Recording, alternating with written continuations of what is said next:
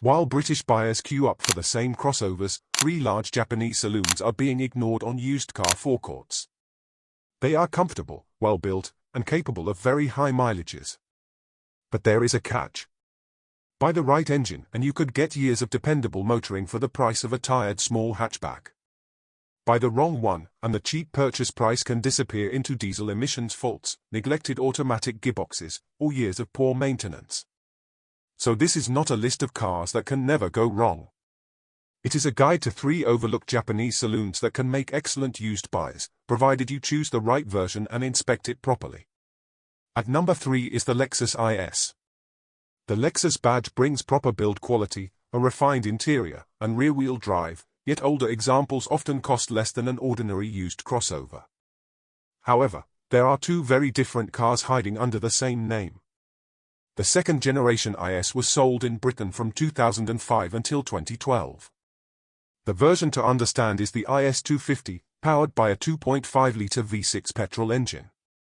Then, from 2013, the third-generation car arrived.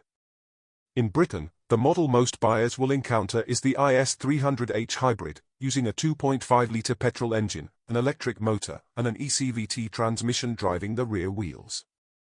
These cars should not be discussed as if they are the same bargain. At the time of filming, the cheapest usable IS 250 adverts begin at roughly £2,500. Cleaner cars with sensible histories are commonly advertised closer to £4,000, £5,000, or £6,000. Early IS 300h examples can occasionally appear below £6,000, but many presentable cars sit between roughly £8,000 and £12,000.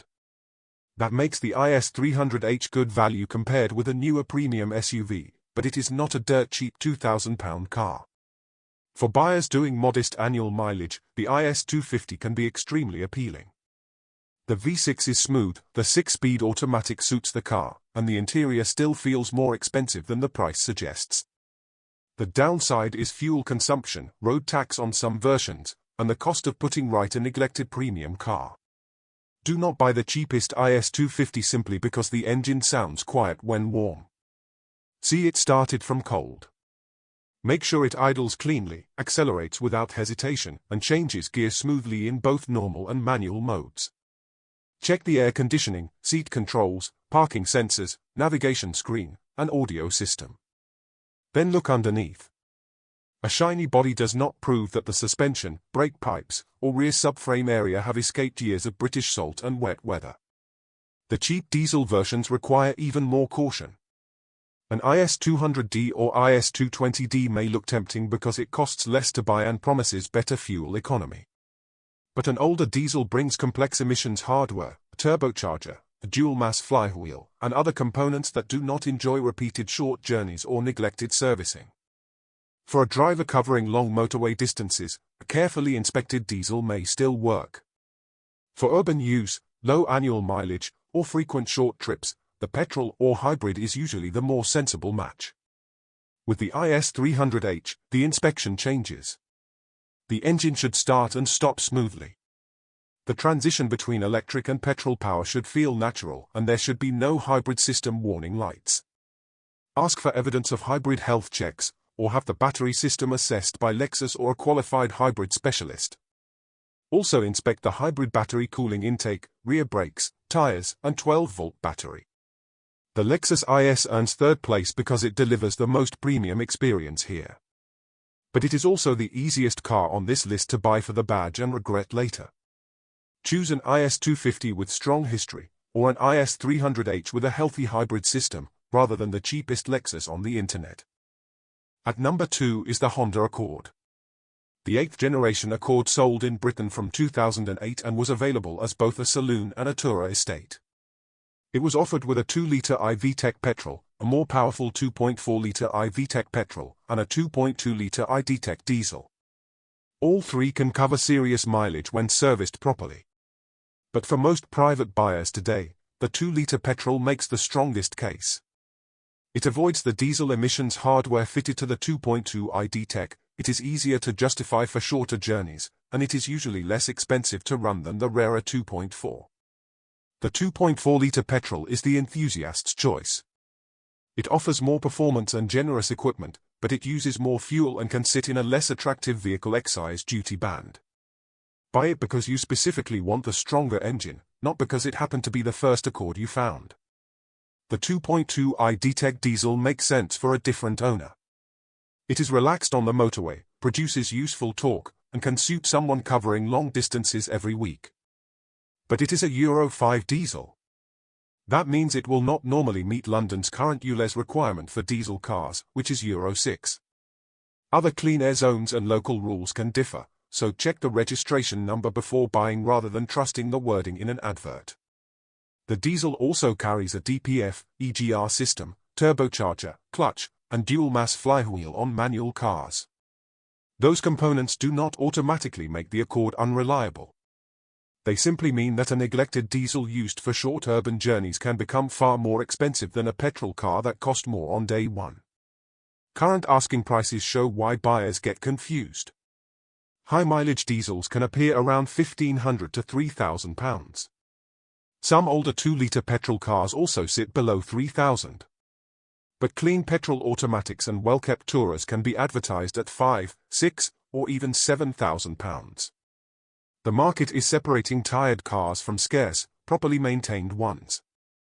When inspecting an Accord, insist on a cold start. Listen for rattles that continue after the first moment, watch for warning lights, and check that the engine reaches temperature normally. On a manual, test the clutch under load. On an automatic, select drive and reverse several times.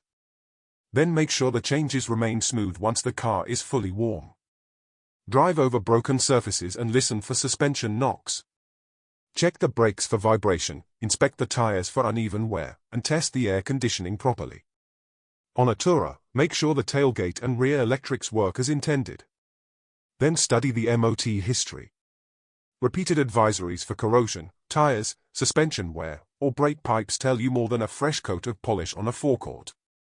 The Accord takes second place because it feels more special to drive than the Toyota coming next. It is refined, precise, and still distinctive. But supply is limited, and the best petrol cars are no longer as cheap as the headlines suggest. A £2,000 diesel may be the cheapest Accord to buy. A £4,000 or £5,000 2-litre petrol with invoices, clean MOT history, and no warning lights may be the cheaper Accord to own. And that brings us to number 1, the Toyota Avensis. The third-generation Avensis arrived in 2009 and was built in Britain at Toyota's plant in Derbyshire. It was sold as a saloon and a tourer estate, with petrol and diesel engines designed for family and fleet use. That fleet background is exactly why so many survive. The Avensis was bought to cover distance, carry people, and work without drawing attention to itself. Today, that lack of glamour is one of its greatest advantages. The version we would target is the 1.8-litre Valvematic petrol. It was offered with a 6-speed manual gearbox or Toyota's Multidrive S continuously variable transmission. The manual is the simpler choice. The Multidrive S can also be smooth and relaxing, but only by one that engages drive promptly, pulls away without judder, and accelerates without strange surging or excessive noise. Evidence of careful maintenance matters more than a low number on the odometer. At the time of filming, early high-mileage 1.8 petrol cars can appear from around £2,500 to £3,000.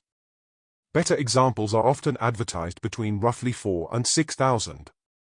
Later, cleaner Tourers and higher specification petrol cars can reach £7,000 or £8,000. The older 2-litre and 2.2 diesels can cost less. For a high-mileage motorway driver, a well-maintained diesel may still be useful. But many are Euro 5 cars, so they will not normally satisfy London's Euro 6 diesel requirement. They also add the familiar risks of DPF blockage, EGR problems, turbo wear, clutch wear, and dual-mass flywheel costs. A diesel Avensis that spent its life travelling between cities is a very different purchase from one that spent years making 2-mile school runs. The 1.8 petrol avoids most of that complexity, but it still needs a proper inspection. Check the oil level before the engine is started. Look for smoke, coolant loss, leaks, warning lights, and evidence that servicing was carried out at sensible intervals.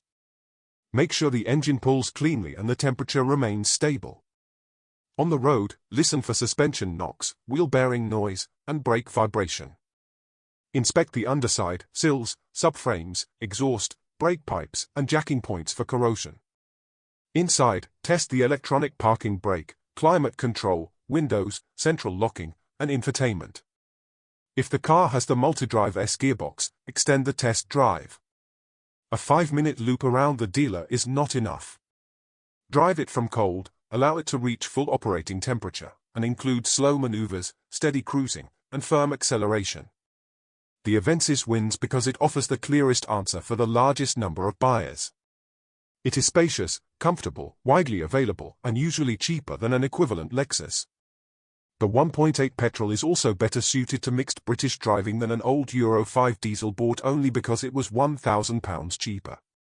None of these cars is indestructible. Age, corrosion, neglected fluids, poor repairs, and missing service history can ruin even the strongest design. Before buying any of them, check the registration against the relevant Clean Air Zone rules, read the complete MOT history, verify outstanding recalls, and pay for an independent inspection if you are not confident underneath a car. Do not be impressed by a fresh MOT alone. Look at the advisories from previous years. Do not be impressed by a stamped service book alone. Look for invoices showing what was actually replaced. And do not reject a car simply because it has covered 150,000 miles. A documented motorway car can be a safer purchase than a low-mileage example that has spent 15 years being started cold, moved a few streets, and serviced whenever the owner remembered. The Lexus IS is the premium choice. The Honda Accord is the driver's choice. The Toyota Avensis 1.8 petrol is the sensible all-round choice. Britain's overlooked saloons are not bargains because they can never break. They are bargains because fashion has moved on while their basic strengths remain. Buy the right engine, inspect the right areas, and choose history over a shiny badge. That is how an unfashionable car becomes a genuinely smart used buy.